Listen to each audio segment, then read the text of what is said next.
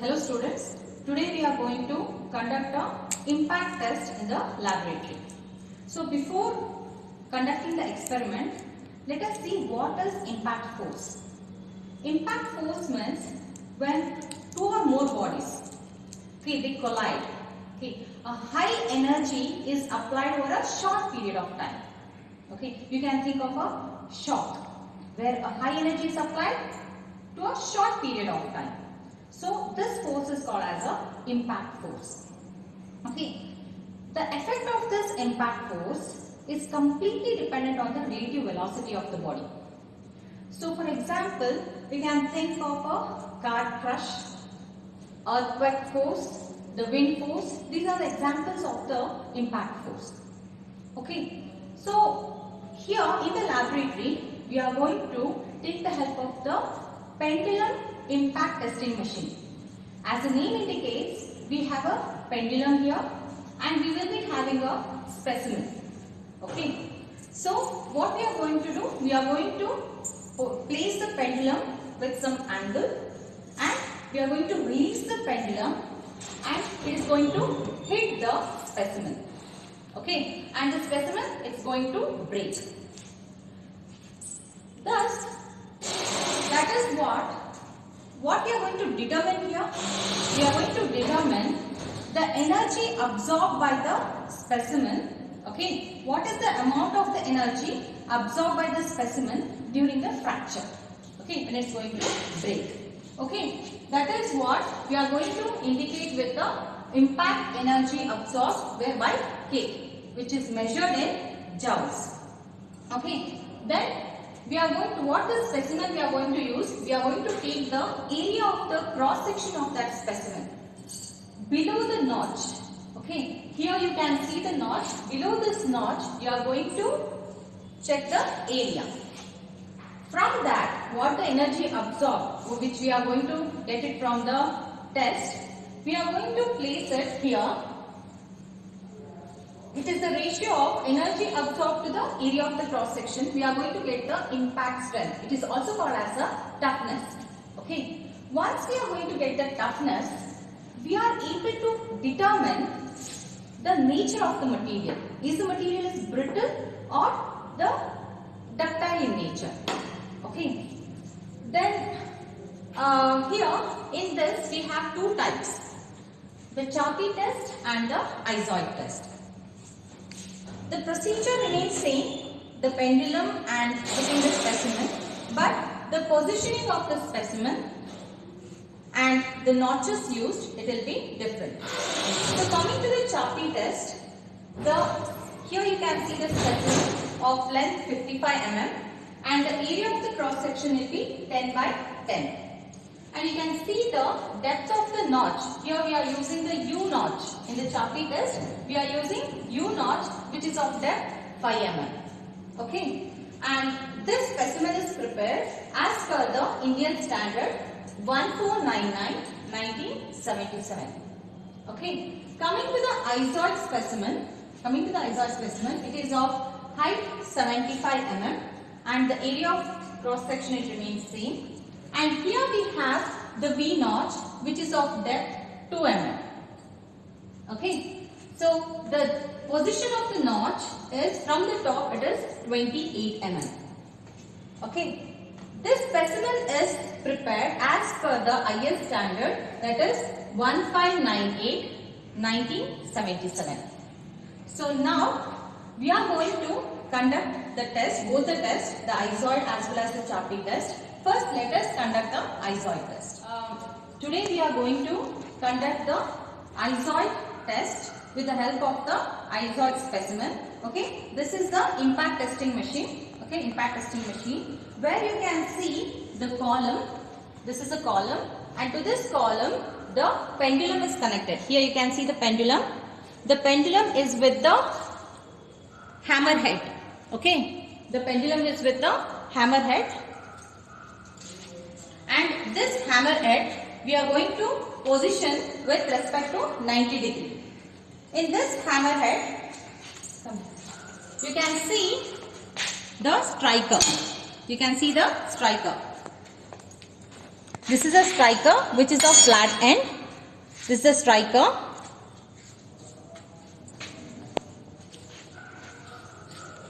And to the column, even you can see the graduated scale, or you can also say it as a, so to the column, what the pendulum is connected, it is having a length of 81.34 centimeter and the weight of this pendulum is 21.33 kg. Okay. So now before we conduct the test, okay, and one more thing we have to say, that this is the graduated scale. This is the graduated scale where you can see the isoid here and the Charpy here, and they have given that one division is equal to 2 joules. You can see here the each division, you have from 0 to 10 you have 5 divisions. Each division makes 2 joules. Okay. This is the pointer where you can take the reading, and this is the holder to hold this pointer. Okay. So this is the release arm. This is the release arm to release the pendulum, and you can see the handbrake here. You can see the handbrake here to stop the pendulum. And this is the guard. This is the guard. Okay. And next, coming to the base. Here you can see at the bottom you can see the base, and on the top of base this is called as an anvil. To the anvil, okay, this is a support where you can place the specimen at the center. Okay, here already you can see a specimen existing over there. We have to remove this specimen and you have to place the new one. Okay. Next, he is going to remove the previous done experiment specimen. Now, first what we are going to do is, first we are going to release this pendulum freely without any specimen, and we are going to check the reading and see whether the this is calibrated properly. Okay, once you get it 0, it means that it is calibrated properly. Then you can start with the experiment. First we are going to release it with the help of the releasing arm. We are going to release.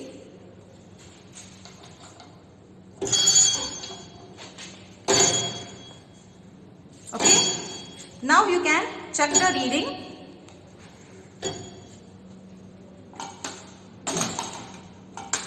And at the meantime, you should stop the pendulum with the help of the handbrake.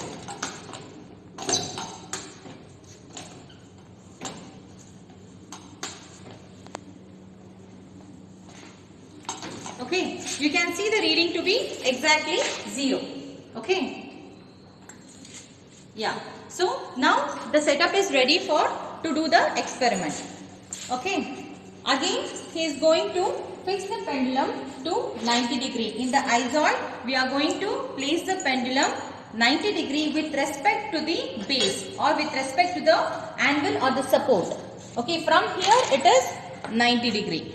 Okay. Now we are going to take the specimen. Here you can see the specimen where you have the V notch.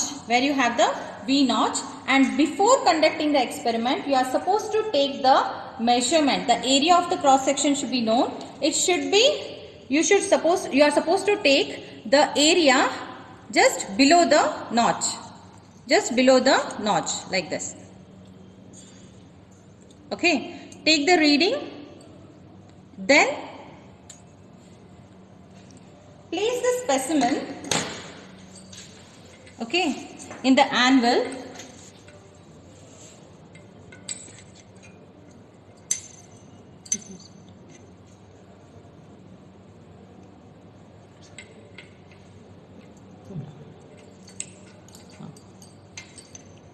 And with the help of this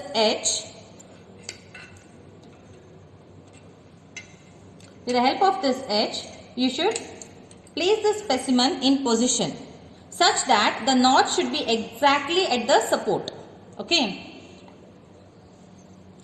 And with the help of the tightening screw, tighten it, and your specimen which you are going to place it in a cantilever position. Okay. Now the next step is we have fixed the specimen. Now we are supposed to release the pendulum with the help of the release arm.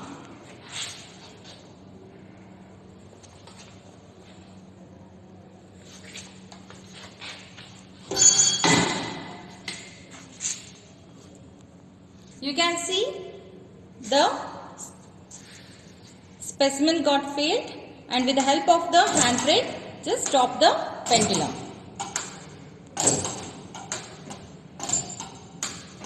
And you should be very careful while doing this.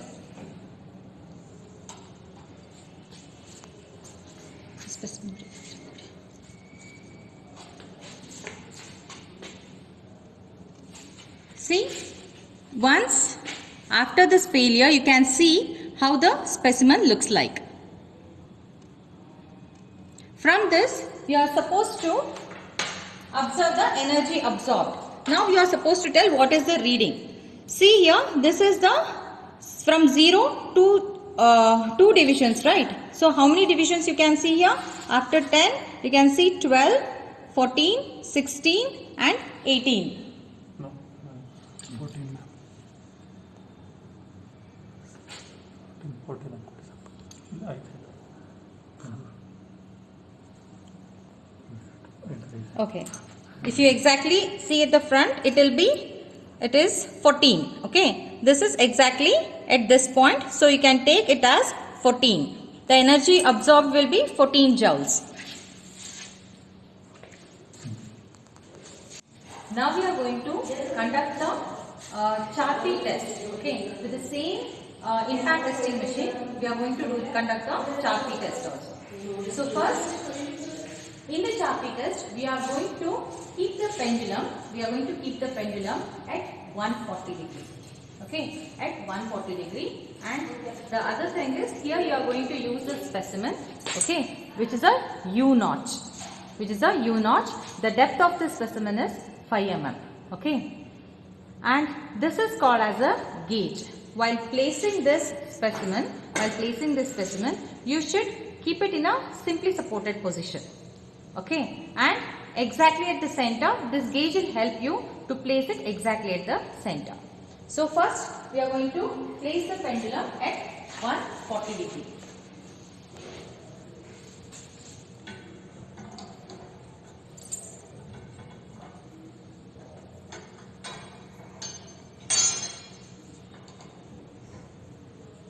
Next, here you can see here this striking edge will be pointer. So pointer striking edge you can see here. Okay. And now you are going to place the specimen in the simply supported position with the help of the gauge. Okay. In the isoid test, the striking will be on the face of the specimen. But here you can see it is opposite end. See here it is just opposite to the notch. You can see the other face where this opposite face here at this point the pendulum is going to hit. Okay. Now you are supposed to release the arm. Release the arm. Wait. Now release the arm.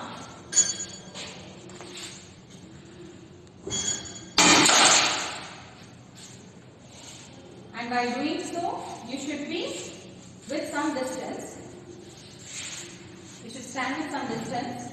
And slowly, with the help of the handbrake, you should stop the pendulum.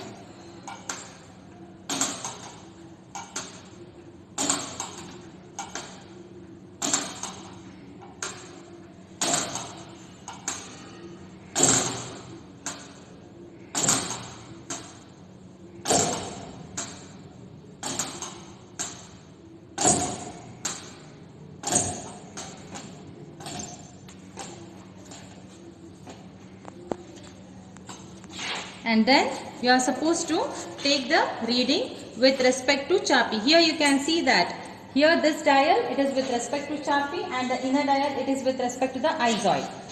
The reading goes like this: 0, 10, 20. Okay, after 20 it is here, it is 22 and 24. Okay, now it is 24. Just you have to make a note that the reading is 24. That is the energy absorbed. 24 joules. And see the specimen after failure.